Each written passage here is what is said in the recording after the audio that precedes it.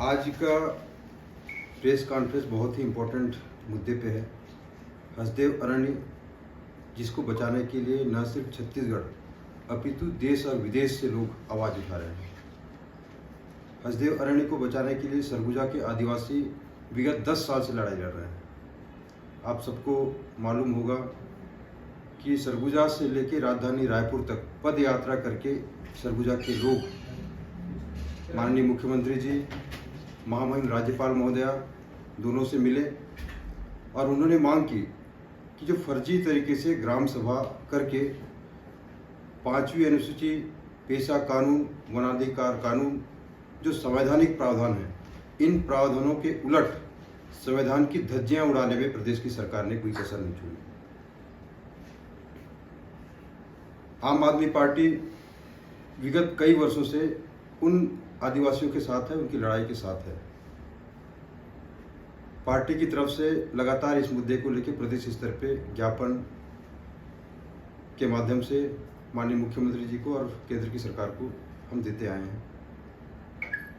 विगत 13 मई को अंबिकापुर में कलेक्ट्रेट का घेराव करके हमने प्रदेश की सरकार से मांग किया था कि आप जिस तरह से आधी रात को सरगुजा के हसदेव अरण्य की पेड़ों को आप कटाई कर रहे हैं, उस पर रोक लगाई जानी चाहिए। बड़ी दुर्भाग्य की बात है, ये छत्तीसगढ़ की परंपरा है, संस्कृति है कि आधी रात को पूजा करने के लिए फूल तक नहीं तोड़ा जाता। उस छत्तीसगढ़ में कांग्रेस पार्टी की सरकार आधी रात को, जब सारे लोग सो गए हैं, अपने नुमाइंदे भेज के पेड़ काट रही है। एक तरफ कांग्रेस पार्टी की सरकार और भूपेश बघेल छत्तीसगढ़ की संस्कृति की बात करते हैं, दूसरी तरफ आधी रात को पेड़ कटा रहे हैं। बेहद दुर्भाग्यपूर्ण है। इसके बावजूद तब तक बात नहीं बनी। आम आदमी पार्टी ने फिर से, जब सरकार के कान में जू नहीं रहेंगी, राजधानी रायपुर में मुख्यमंत्री जी का घेराव करके फिर से मांग किया, तब भी बात नहीं बनी। पार्टी ने तय किया कि हम सरगुजा के आदिवासियों के साथ मिलके उनकी लड़ाई को और मजबूत करेंगे। मैं स्वयं गया था, हमारे टीम के साथी गए थे, लगातार उनके साथ रह के पूरी रात पूरे दिन वहाँ बैठ के इस आंदोलन को हमने ताकत दिया। इस बीच प्रदेश के मुख्यमंत्री माननीय भूपेश बघेल जी का बयान आता है। उनका कहना है कि हसदेव अरण्य को जो बचाने के लिए लड़ाई लड़ रहे हो, सबसे पहले अपने घर का टीवी, फ्रिज, कूलर, इस तरह सारे चीज़ों को बंद कर दें। ये एक प्रदेश के मुख्यमंत्री का बयान बेहद शर्मनाक बयान है। उनको शर्म आनी चाहिए कि इस तरह से आप बयानबाजी कर रहे हैं। उसके बाद हमने तय किया कि हम प्रदेश के जितने विधायक हैं सबसे मिलेंगे, उनसे भी बात करेंगे। 5 जून को हमने पूरे प्रदेश के सारे 90 विधायकों के पास गए। कमोबेश सभी विधायकों का कहना था कि पेड़ नहीं कटने चाहिए, हसदेव अरण्य को बचाया जाना चाहिए। कांग्रेस के विधायक हमें कहे कि आप जो आंदोलन कर रहे हैं बिल्कुल सही है और पेड़ों की कटाई नहीं होनी चाहिए। हमने माननीय टीएस सिंहदेव जी से भी मिले, जो स्वास्थ्य मंत्री हैं, उनका विधानसभा क्षेत्र भी है। उनका भी साफ कहना था कि हम प्रकृति प्रेमी हैं और प्रकृति को बचाने के लिए हम लड़ेंगे।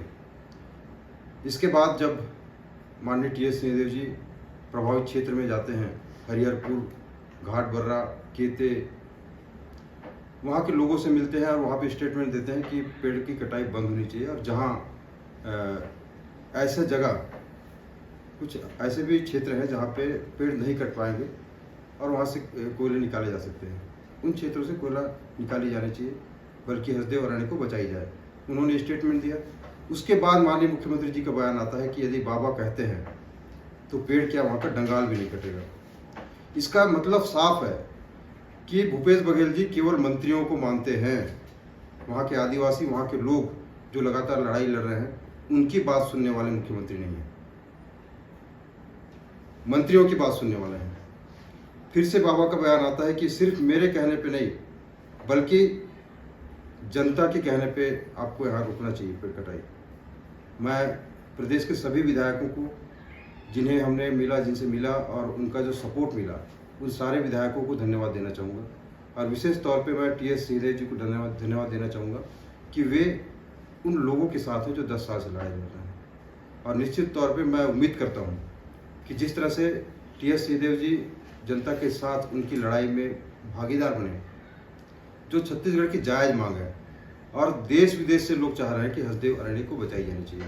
उस मुहिम में शामिल हुए, मैं उनको धन्यवाद देना चाहूँगा और भूपेश बघेल जी से कहना चाहूँगा कि आप प्रदेश के मुखिया हैं, प्रदेश के मुख्यमंत्री हैं, उलूल जुलूल बयान देने से आप बाज आए।